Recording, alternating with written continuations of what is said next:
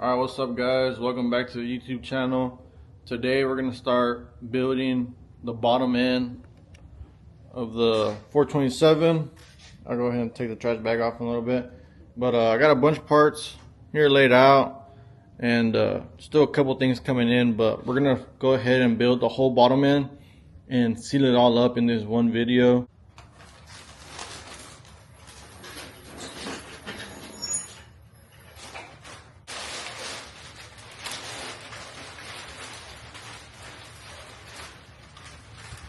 Alright boys, so here's the 427. This thing's really nice.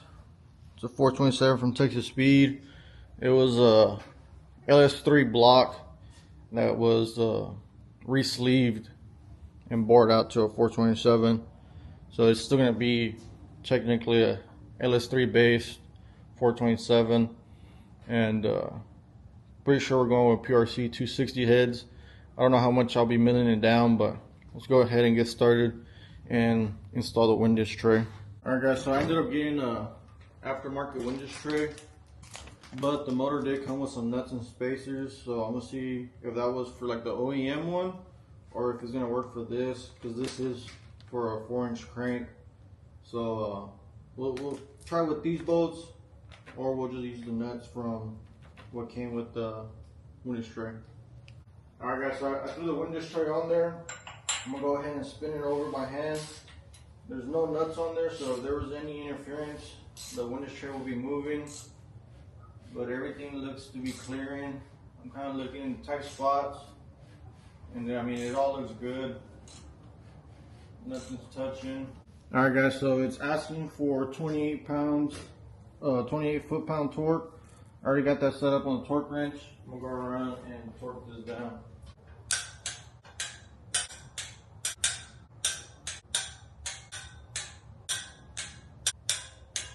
Also good. So we'll go ahead and spin the crank one more time now that we have it torqued down to verify there's no clearance issues. Alright, so everything looks good. We're going to get the oil pan, sit it on top, make sure it sits flush. There's also going to be a gasket that gives it a little bit room, but it shouldn't be touching right now. So we're going to go ahead and throw the oil pan on there, just lay it on there and make sure it's not making contact with the Windage tray. Alright guys, so currently there's no gasket in there, and it's all sitting pretty flush.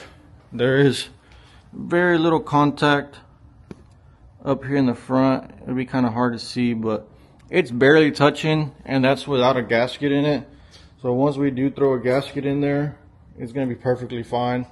We'll go ahead and check it again once we have the gasket on there, but I kind of already measured the thickness of the oil gasket and kind of separate the pan. There's plenty of room in there. So next, we're going to be installing the pickup tube and the oil pump on this motor. Alright, what's up guys? So it's been a couple days for me, a couple seconds for y'all. My cam came in because I was trying to put on the oil pump and everything, but I forgot. Cam needs to go in first, so today I'll be doing this, going ahead and putting on the oil pump after, pickup tube, and it should pretty much be done on the whole bottom end, and then I'll start doing the oil pan with the gaskets, and then I'll be doing the front cover plate. So let's get it. Alright guys, so this is Texas Speed's stage 2 stroker cam for their LS3s.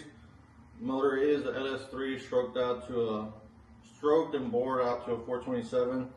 So this is gonna do its job. If it doesn't give me as much power as I want, then we'll start looking into a custom cam and all that. But I think this will be a perfect start, and let's go ahead and install it. I'm just gonna coat this all. I'm still gonna prime the motor before we start it up, like per their procedure, so I don't get a dry start. But this would also help keep everything lubricated and not make it have a dry start.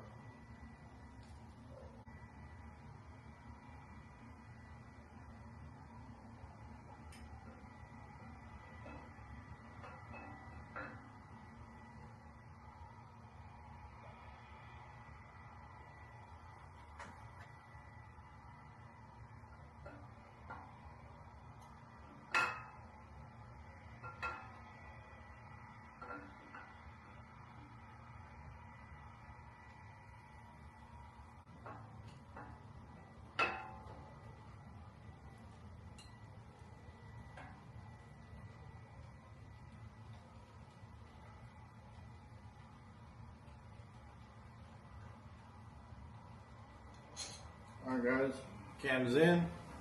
Alright guys, so if y'all can see, there's a little dot right here. There's also a dot on the bottom, like sprocket gear. You gotta line those up and your cams lined up. Alright, so it's asking for 26 pounds of torque. So let's go ahead and adjust the torque wrench.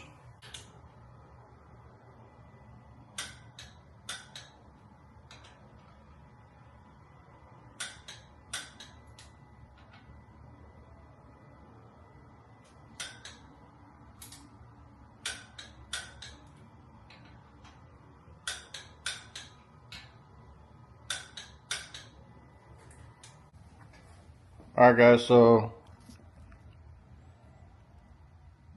I got the cam bolts torqued down, and these are the little dots I was talking to you about. There's one on the bottom, one on top. Right now I'm gonna spin it over and just make sure they keep meeting each other. Then it should. This chain's pretty tight and everything. There's not too much slack in it, and we'll see how it looks. Alright, so now I can install oil pump. I'm gonna put a little bit of assembly lube in there just to, again, not have a dry start on everything. There.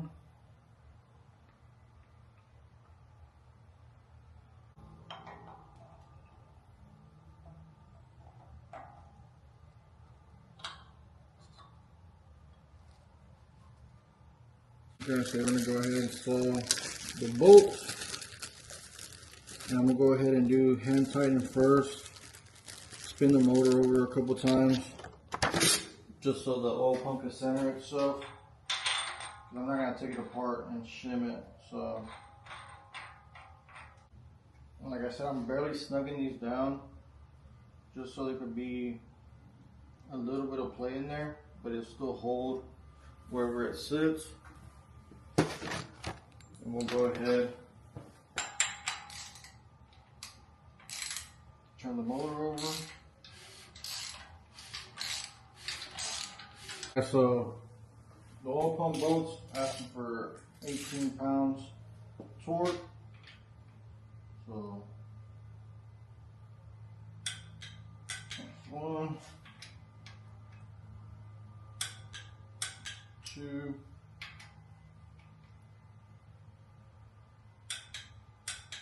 3, 4. Let's do one more pass. Make sure nothing got loose when we tighten the other ones. Good.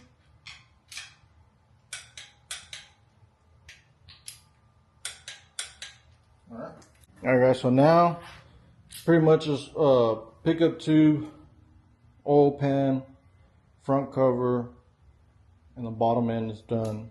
All I'll need is my new heads, lifters, push rods, and this thing will be back to life. Alright guys, so right now we're going to go ahead and install the pickup tube. Make sure we have enough clearance with this 4-inch stroke windage tray. Alright guys, so reading some instructions. My pickup tube requires the green O-ring for the milling pump. So I'm going to go ahead and remove these two nuts. And we're going to go ahead and sit this down till we get everything back in there. Put bolts in and call it a day.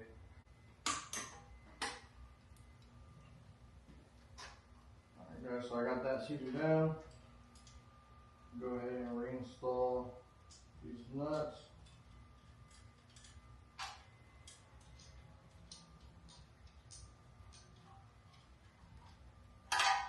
Alright guys, so I got an extra little bracket from milling as well to give us some extra support on the pickup tube. So we have its stock bolt that goes through the stock hole. And a lot of people just leave it like that. I've done this before, but spent a lot of money on this motor, and I wouldn't want my failure to be something like this pipe kind of bending up. So this small little bracket, you can see it, and it just kind of clips on to the other side and holds it down to give it some extra support.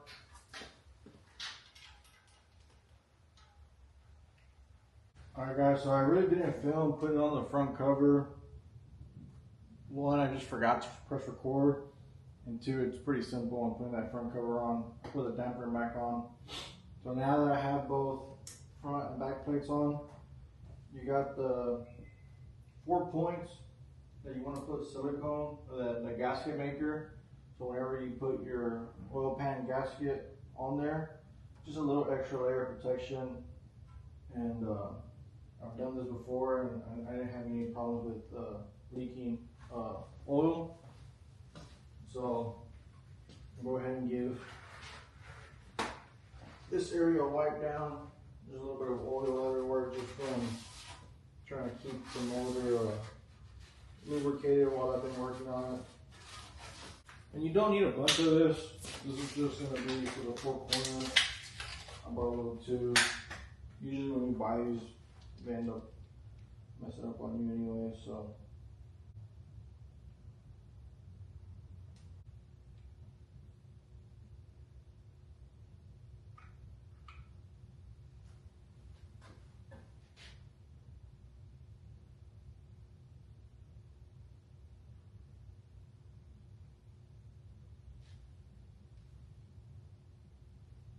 So yeah, I hit the 4 corners. Go ahead and throw the gasket back on.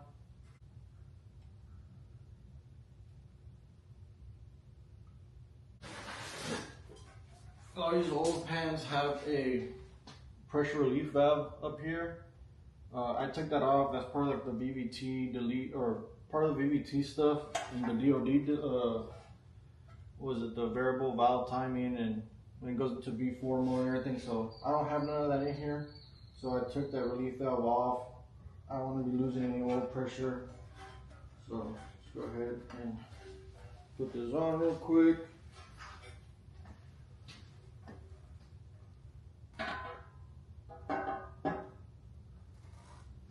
Alright guys, so I just finished torquing down the oil pan. Go ahead and turn it over.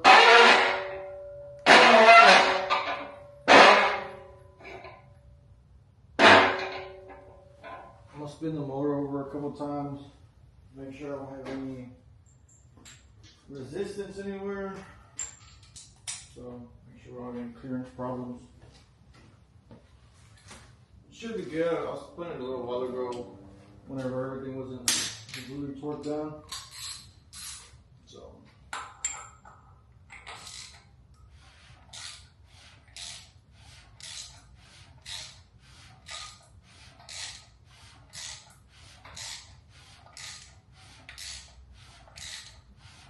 alright, everything's still nice and smooth.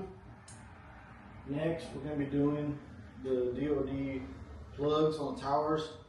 So the cover that I have has little O-rings that go around it. But just as extra protection, we'll plug them. That way if that O-ring ever were to go bad, it's going to not come out because of the plugs. I'm being a little extra on it, but like I said, this was a pretty big purchase, so I'm trying to keep it as safe as I can. That way whenever I'm ripping down the track, I can feel confident that it's going to be doing good. Alright guys, so I tore apart that bearing. Let's see if I can get it real quick. There's a little wheel bearing. You pry it open, you get all the little bearings out, and it's a perfect fit. This is as deep as they go, and then you hammer them flat, and then after that you put your cover on, and now you've done the plugs. Instead of ordering some, they're usually like 50 something bucks, and that bearing was super inexpensive, so I went that route. I'm just gonna go ahead and hammer these smooth. We'll be done with that. We'll put the valve cover or the valley cover on, and that's pretty much gonna be it for this video. Next video, you'll see me get the heads, doing the lifter install, heads, rocker arms, and all that. And this motor will be pretty much done, ready for the intake manifold, and getting it ready to put it back in the car.